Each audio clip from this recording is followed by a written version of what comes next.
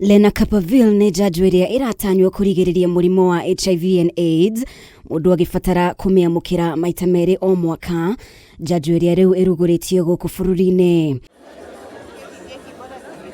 Igongona-ini ria kuruguria Lenacapivir, Minista wa UGIMA wa MWIRI ADEN DUALE ni ataririe uthurimi murikiru uria njanjo ino igereire, oho akiuga muingi ukumiamukira hatari marihi thibitari-ini iria icaguritwo. We are guided by the county teams in terms of which facilities we are going to roll out in, depending on the burden of disease, of new infections again, and the training of healthcare workers. So this is a county-led process. As we identify the counties that are of highest number of new infections, then the counties themselves will now help tell us which facilities. Like now, Nairobi county team is here. They should be able to tell us which facilities they have prioritized. It's given only twice a year.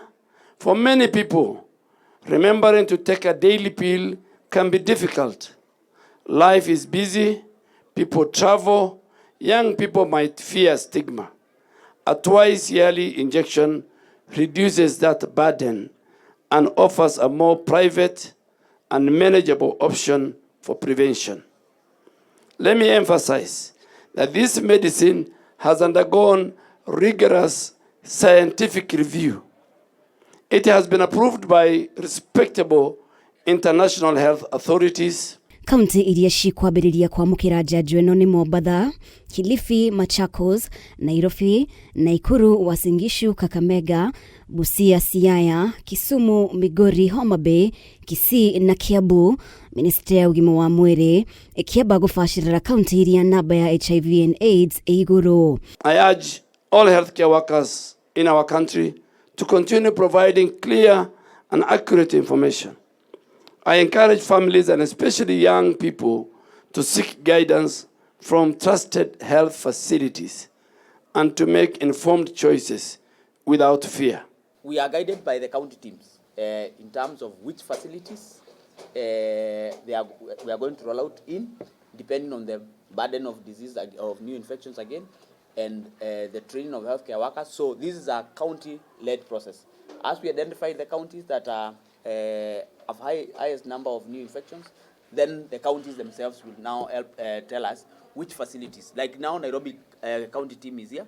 They should be able to tell us which facilities they have prioritized. Andu hakuhe milioni 1.8 nio mena murimu uyu bururi-ini wa Kenya. Thirikari kugerera njanjo ĩno igitanya kurongoreria andu ethĩ rungu rwa miaka 24 aria mathiĩte na mbere kwandĩkithia murimu wa HIV and AIDS. With drugs like Lenacapivir, we're going to see new cases really diminish. We're going to see young people being able to have choices around what prevention methods they want. And I think we've made some really good remarks here about all the things that young people will need to consider. We think that for Kenya to be able to be ahead of the curve, we need to start the conversation with the SHA. So for the next 5 years, the partners are with us. But let us not wait for the next 5 years before we start thinking about putting HIV-related services onto the SHA. Njanjo ĩno yumanĩte na ngirimiti iria bũrũri wa Kenya wĩrĩga gwĩkĩranĩra na bũrũri wa Amerika.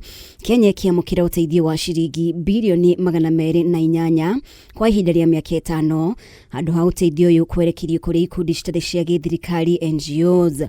Ngĩribotera Kameme TV, rĩtwa rĩakwa nĩ Mũmbi wa Chege.